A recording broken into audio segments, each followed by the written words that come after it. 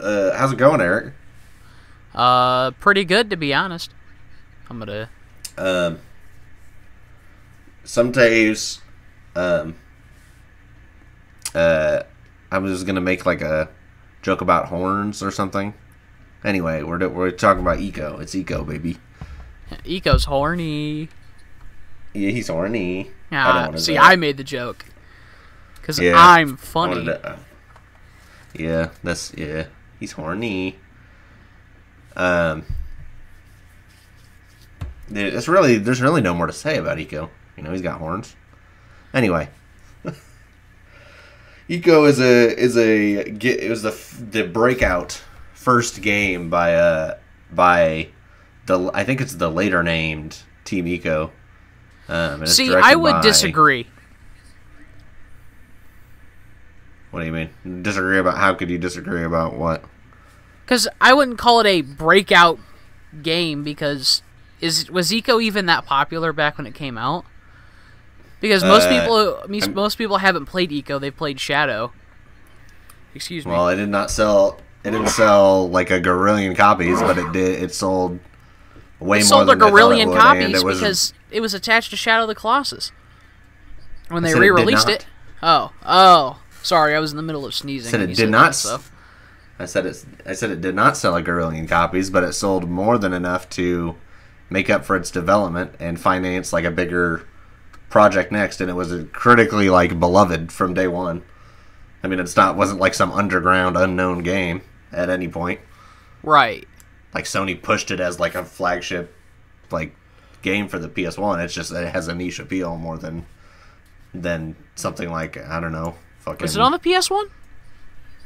Yes, or PS2. I'm sorry, that's what I meant. I was gonna say PS2. That game looks way too pretty to be on the PS1. PS1 would like melt. It would scream like a Wi-Fi router or a old dial-up router. It'd, like just be screaming. It was originally started for the PS1, but the AI that they needed for like Yorta and stuff was just not happening. Basically, is how I understand it. Oh, okay, I gotcha. Anyway, also the directorial debut of Fumito Ueda, who is a relatively well-loved. He's obviously not like a Kojima, but he's in that vein of like people who consider like gaming auteur directors who have a very signature style and everything. And I guess also people now with Last Guardian, it's like the trilogy, right? Now all of it have become colloquially known as a trilogy. So anyway. But besides all that, besides all this million bullet points you can put on it, Ico is a deceptively simple game, right? It really is. For the player, it's very simple and minimalistic, as is like Fumito Ueda's style. But like on a technical level, and in terms of what they had to like really put into it to make it the way it is. It's kind of like crazy. Yeah, see, that's what I love about this game, though. Is you'll just be like walking along, like basically shit whipping Yorta around, right? Yeah. Like that. Just the level of physics that has to go into just like letting you do that is incredible to me. Yeah, because I'm sure you like shit whip her around, like it's wild. Yeah. And then they've got you like climbing up on ladders, on windmills and shit. Ico has more upper body strength as a child than I do as an adult man. Yeah. Which he's got a smaller... Granted, he's got a smaller body than I do. But shit. This kid's got some, like... He's built, dude. Yeah, it's just... I mean, we talked about, and I don't know if this is not a... like, some revelatory conclusion we came to, but, like, as far as I know, especially, right? As far as I know, this is kind of like the first, like, 3D... like cinematic platformer, which is funny, and it's got like this, sort of these arty sort of like ambitions where it's trying more than to be like a mechanically rich type of game. It's really trying to tap into like the emotions of what it's going for, right? Which there's been a lot of there was a lot of cinematic platformers before it, right? But sort of when it came out, that was like a lull for the genre, because there was things like Another World, which I think was on like the Sega CD. That's one of the first ones, and then there was like Heart of Darkness and like sort of Abe's Odyssey and shit, right? Well, Abe's Odyssey had like more of a puzzle element and stuff, but like, and those are on the PS1. But then there's not really anything. But now this genre is like really popular, like in indie game, like PC especially circles, right? I mean, you have shit like Journey, I guess, which is also 3D, but then there's like Limbo and Inside, and Thomas Was Alone. I mean, there's a million of them now. Don't even need to go down the list. I'm sure most people have a few of these games that they like. But it's just crazy how like it's sort of it feels sort of ahead of its time somehow in a way, even though like it's not really innovative, but just the fact that like it came at a time when people weren't making this kind of game, and it was like sort of like the best in a lot of ways. It was like the best of this type of game that existed, that is now like super beloved by a lot of like people, Yeah. If it came out as is in like 2016, it would be lauded as, I mean, it gets lauded still, but you know what I mean. People would like be really, really attached to it. Which, I mean, they still are really, really attached to it. Yeah. Yeah, I think, I mean, you know what I mean, though, I think. Yeah.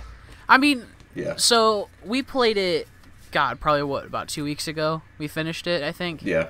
Yeah, something like that. I've definitely found myself, like, thinking about it, like, every day. Just like, damn.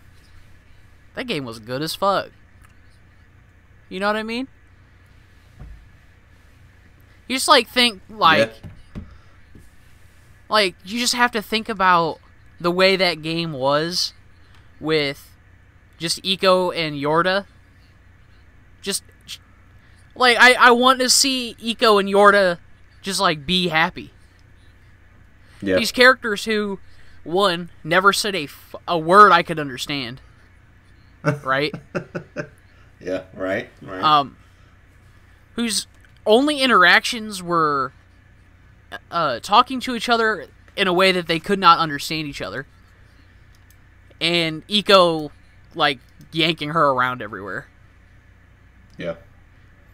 But it's still, like, it like, emotionally fulfills in a, like, strange way, you know what I mean? Yeah. Well, it's so simple and comforting at the same time, you know what I mean? Like, are you like understanding what I'm saying? Oh yeah, I got you. I want to say like what makes so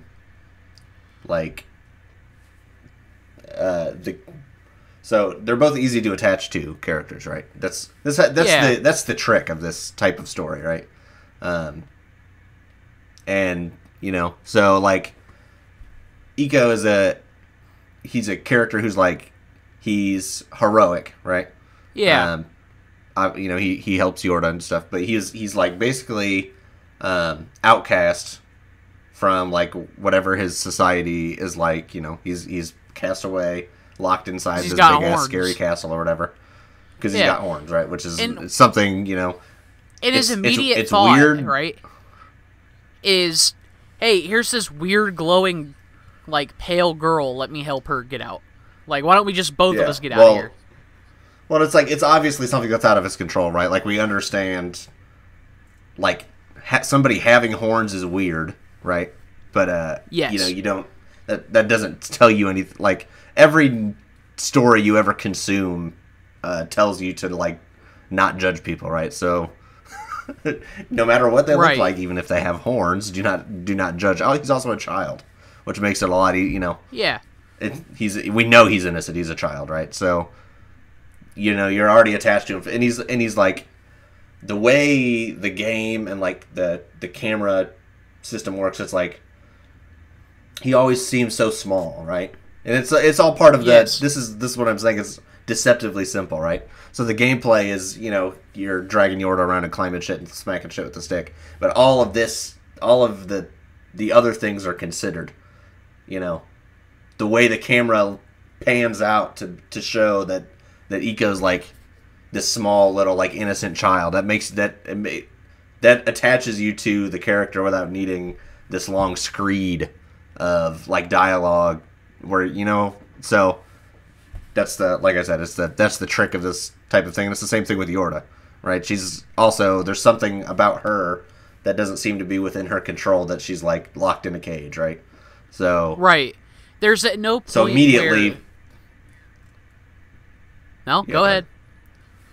Well, I was just gonna say, it's like they're immediately, like the connection is immediately made between the two of them, and it just like then the entire game serves to just like reinforce it until like the end, which we'll talk about when we get to the end. But so there's at no point in this game where either character goes, "That's why you should feel bad for me."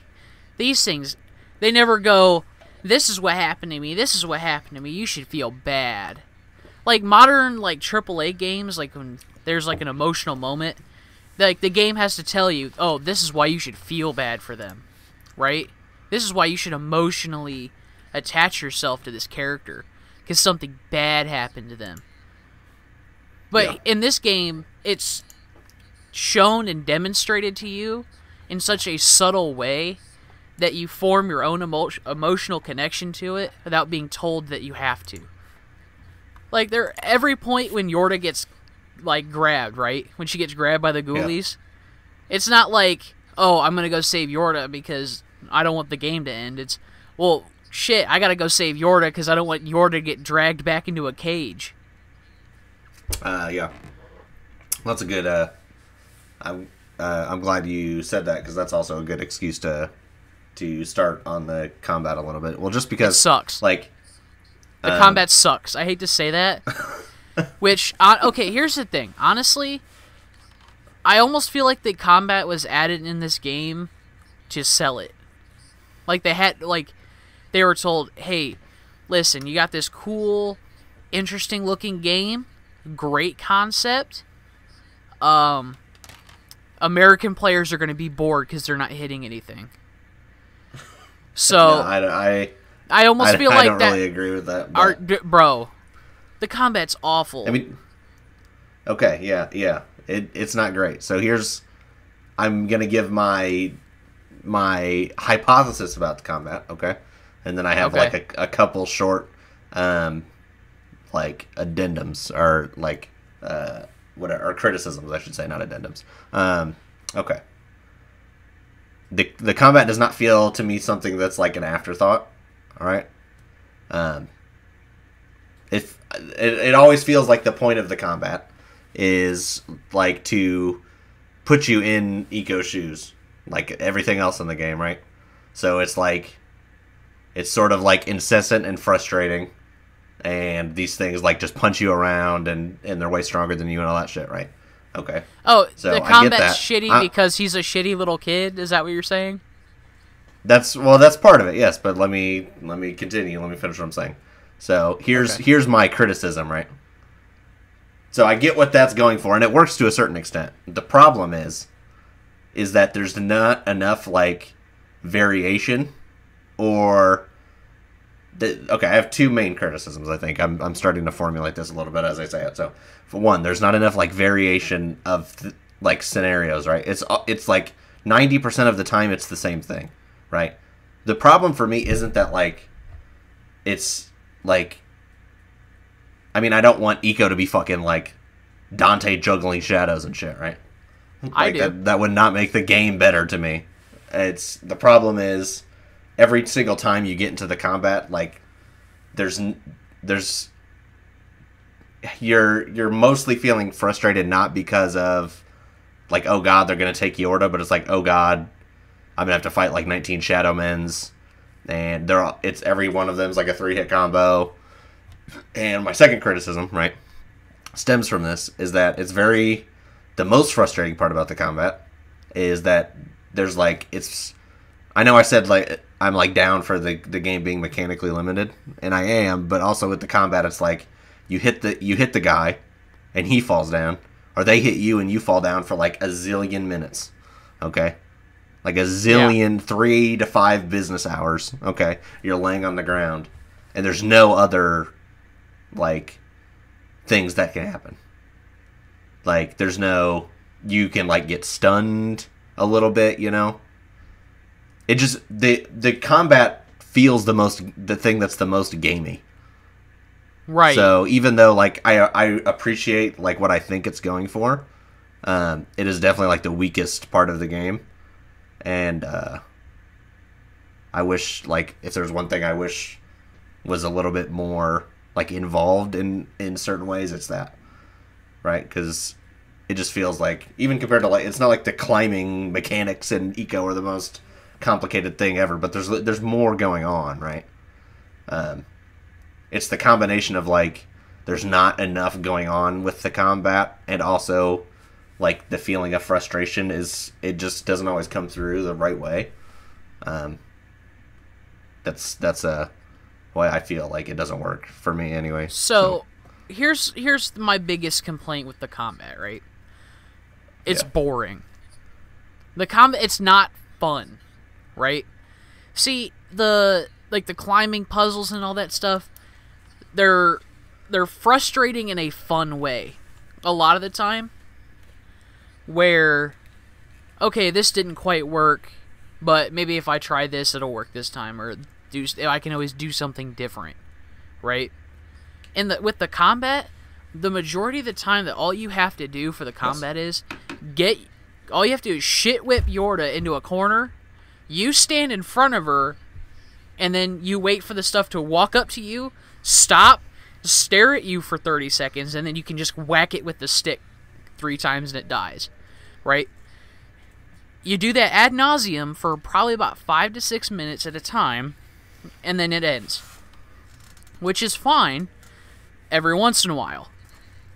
But it almost always feels like the only time this combat starts is at the most inopportune times, like you're scaling a rope and you had to leave Yorta behind, and then all of a sudden the Monstars show up, and you're like, well shit, I was having fun platforming and now I've got to go to save Yorta from getting sucked into a black hole. So I've got to go from doing the fun thing to go do the unfun thing. It feels like a chore. And that's the problem I have with the combat in this game. It's not fun. And I feel like the game would be more enjoyable to me without the combat, where still have the Monstars or whatever, but you don't have to fight them, you just have to run away from them. You know what I mean? Like, you have to use, like, change up the mechanics of it, because there's, like, areas that you face the shadows in, where there's like light coming through windows. I feel like it'd be kind of neat where the mechanic would be you just have to lead Yorta to like light spots, and then they can't get to her or whatever, right? Yeah, that'd be cool. Yeah, just kind of change up how it works, and you don't actually have to like just beat them with a stick. Yeah, I mean I see what you're saying.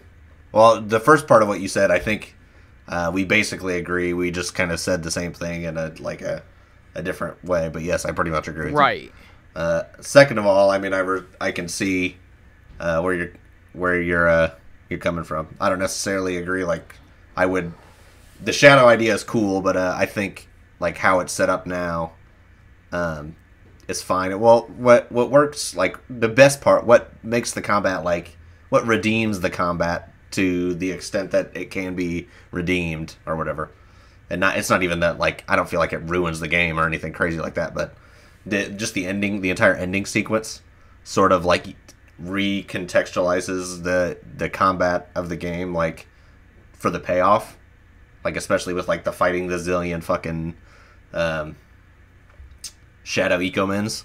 So like, yeah, that's cool. No, like okay. I'm with like the idea of you've been fighting the shadow mens the entire game, and they kind of have horns and shit. It's like, okay, what's up with that? But then like at the end, they're all a corrupted version of of Ico. Like they're doing the same thing he's doing from a different point of view. Like that's cool.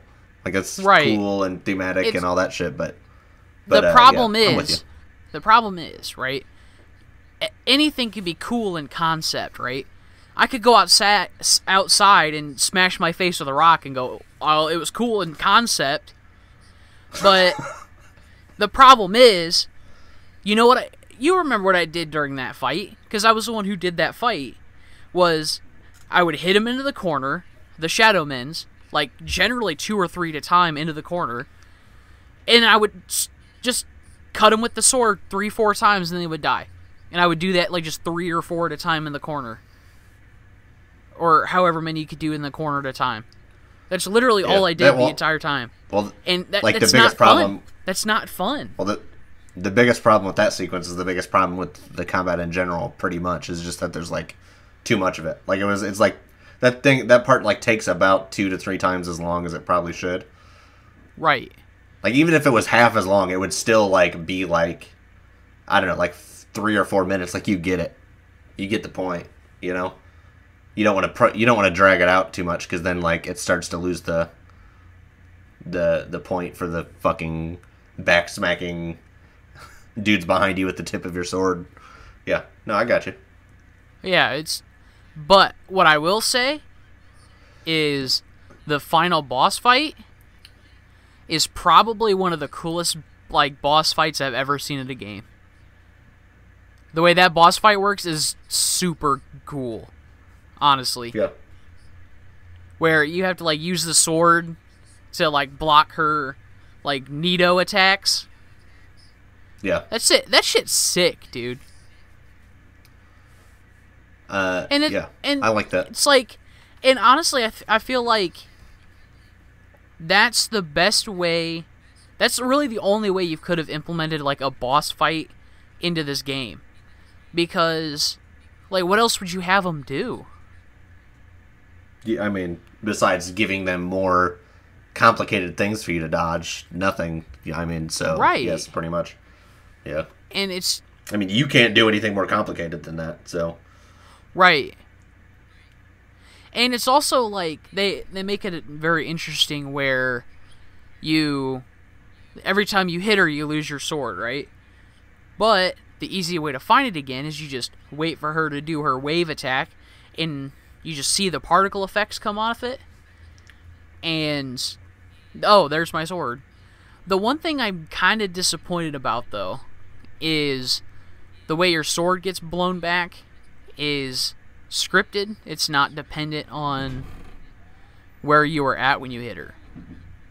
Yeah. Which kind of disappoints me a little bit, but I get it. So.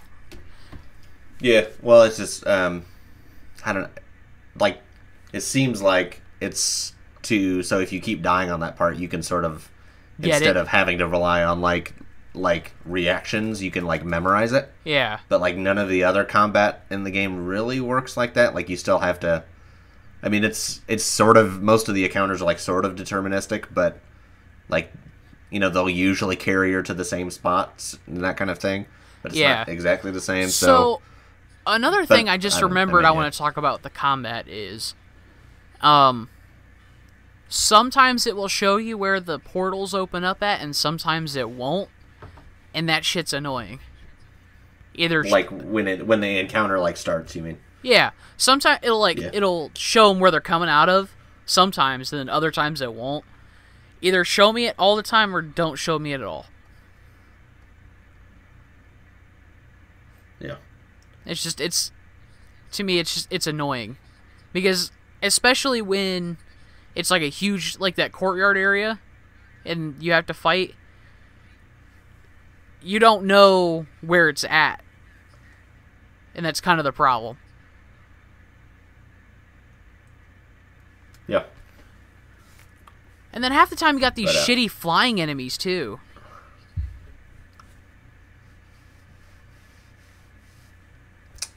Yeah, they seem to like fall off in like the second half of the game, but yeah. Yeah. Yeah, they're annoying. So, I think Yorta is probably like best girl of any of like of like most games I've ever played. I'm gonna be honest. Like literally the first thing that it was hilarious because you let her out of the cage, right? And she starts talking.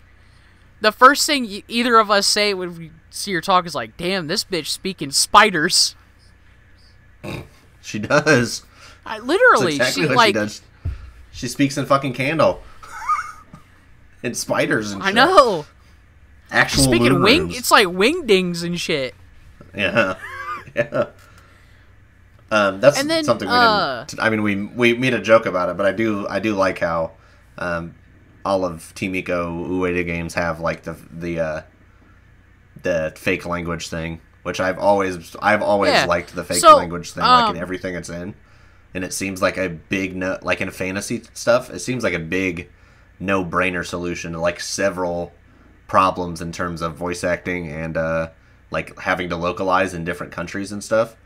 That I don't know, it's always seemed like cool and appealing, and whenever it's used, it's well done. Like Midna in Twilight Princess is another good example where she's got like fake language. Yeah, like Ico seems to speak in like not Japanese, where some of the words that he says almost sound like they're Japanese. They just changed it up. You know what I mean? Yeah, it's got like it's got like a Japanese affectation to it. Yeah. Yeah. I'm sure, especially if you are Japanese, it's incredibly not like it's way easier to tell how not Japanese it is, but it's definitely got that affectation to it. But you know, I'm down for it, because it's just like it's nice to. Like, imagine if this game had like 2001 voice acting now, it would not be as easy to connect with if Ico was like, Yorta, oh no, you know, all that kind of shit. Like 2001 was not a good time for video game voice acting, right? So sidestep you were the almost issue. a Jill sandwich. It's way harder to parse out quote unquote like bad delivery when you don't speak the made up fucking language, right? And it's just creative. And like I said, it's you don't have to re-voice act for different regions, so it just saves a bunch of money. It just seems like I guess like for some people they can't read or something, you know. Yeah. But for me, it's like an easy solution to like 4 problems at once, and it's also more creative. So, like, I wish games did it more. Not like all the time or anything, but I wish more games did it more than they do. Yeah, I'd agree with that. Well, also playing with subtitles is a cool thing to do, and games don't do it very much. Even like Shadow of the Colossus, which also has like fake language shit. You know, it doesn't like Ico. Like, how many games have like the subtitles are part of the story? 0. The answer is 0 that I can think of besides Ico. I'm sure there's some, but right. The fact that it's wingdings is part of the plot. Right. You know? Yeah, that's the best part, honestly.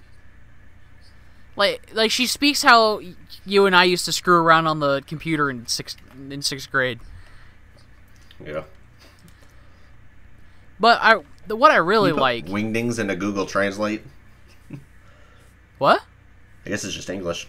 I was gonna say, I said, can you put wingdings into Google Translate? But I guess it's just English. Yeah. I mean, I guess. So never mind. Yeah, it's just English. I mean, it's just different letters, but it's English. Sorry, go ahead. Well, I also like how the different personalities of Yorta and Eco kind of go together very well, right? Like, Eco's a very energetic, like, rambunctious kid, right? So when he's like calling Yorta over, he's like, Yade! And like waving his arms around. And then Yorta's just kind of slowly plots along, and she only has like 3 or 4 actual lines in the game, right? Yeah, well, I mean, most of the characters do. But yeah. So she just, I mean, you get the personality of Yorta just from her actions and not from her words, which makes you emotionally attached to her Yep. more now that I think about it.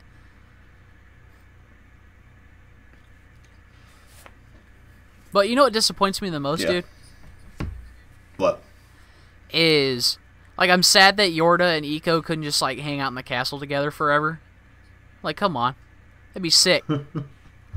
That'd be Chad. I know. It would So- be. Hanging out on the couch. Like, all of them. Yeah. There's a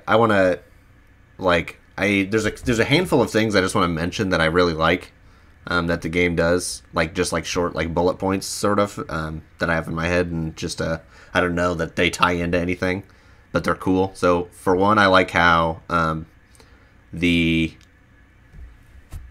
two side like the castle's like built like roughly symmetrically, like the two sides or whatever are like similar, but it's still like different enough gameplay wise that it's not like repetitive. Like the main thing is when you come back to activate the other light majiggy or whatever. Yeah. No, So I that's got you. cool. It's, That's it's a touch of basically realism while also like making it engaging. Yeah. Another thing I like is after you like as the game goes on, sort of there's more and more like outside sections and stuff. Like you're like out in the sunlight more and stuff. And then after you, like when you and Yorta are split up, you like fall down into like the most like weird and dark like industrial part of the game. Like it mimics like the sort of like despairing feeling of like it's Ico's like lowest point in the game. I think that's really well done. And shit, there was something else too. Oh, I like how the save points are cute little chairs to sit on. Yeah, that's very nice. I think that's honestly, I think that's my favorite section of the game, is when you're climbing back up. And you have to climb up through the bowels of the castle, basically like following where you got taken in from, and then you get the sword. It's such a feeling of like, man, how do I get back up there? You know what I mean? Yeah. But so I've got two questions about this game, right? And they're going to seem very pedantic. So bear with me. And the second question is a two-parter. My first question is, why would the queen leave the weapon that can kill her at her front door?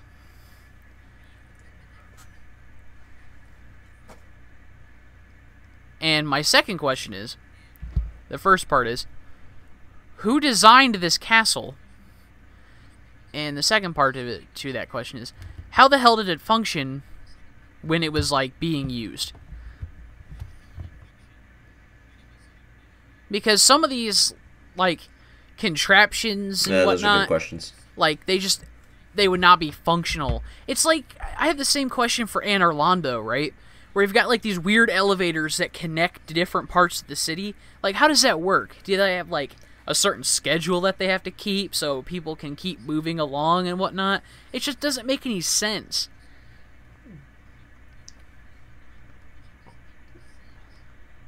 Yeah, just very, very gamey. In a game that doesn't feel that gamey very often, so. Yeah, I know. But yeah, no, I like how they make the queen, like, evil by being like, yeah, I want to be immortal, and, I'm gonna use Yorta to be immortal. And then you're like, that's evil. Don't kidnap my girlfriend. And then she does, and you're like, well, shit, I gotta get back up there. Please don't kidnap my girlfriend.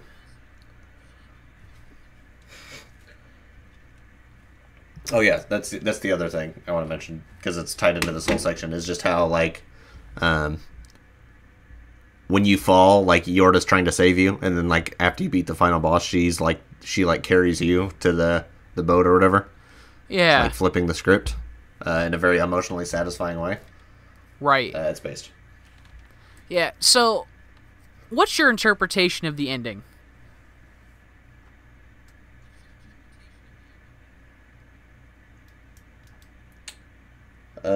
I feel like Yorta's actually there. Okay. There's debate on whether or not Yorta's actually there. I think I'm mostly an optimist about the ending of Eco, so like I don't think Yorta's like a figment of his imagination or some shit, and I think they're probably going to be able to go do what they want. Yeah. That's what I think, too. I don't think it's like some death dream or some shit like that. Wait, say that again? Part of it's like that's emotion. So it's not like some kind of fucking death dream or something. Oh, yeah, no. No, to me, it's... Like, I hate to say it, because, like, it makes me feel, like, sappy and nostalgic, right? But I do love a really, like, a good happy ending, right? And I think too many games nowadays, they go for... I mean, everyone does. Well, I think too many games nowadays try to do this, like, bittersweet kind of ending, you know what I mean? Or they try too hard to, like, set up a sequel so it doesn't get, like, an actual, like, true, complete, happy ending. But to me, like, him finding Yorta on the beach and then them sitting together, I think that's why this game sticks so well with me, because it's like it feels emotionally complete, and I don't have to like anguish myself over like trying to go, oh well, what really happened, or oh that's so sad that happened. I can't believe that happened. I can go, man, that feels good. Yeah. It has a child you know what this game is, bro? And it has a very I don't what you know what this game feels it's like a happy right? little fairy tale. A good old like peanut butter and jelly sandwich. It's like simple, it's sweet, and it's like it fulfills that like childish kind of need for emotional completeness and nostalgia almost. Yeah, well that's the point I was like making basically, was just that like it's got child characters and its ambitions aren't that high like in terms of like this grand plot or whatever, but it's also satisfying in that way that like childish, not a disparaging childish, but just the childish whimsy sort of stories that like it's got like a Where the Wild Things Are type of like emotional like check to it, where it's very that's the kind of vibe, and it works really well. Because like Ico's not out here, he's not like I'm gonna save the world or I'm gonna stop the evil empire. It's like I just want to go. I want to get Yorta out of the castle so we can go hang out and eat watermelon on the beach. Like, that's the best part about this game. Yep. And it works. I know. Works. Oh, yeah. It definitely works. I feel like Ico's probably definitely one of my favorite games ever made. Pretty Chad. Pretty based. Thank you, my friend.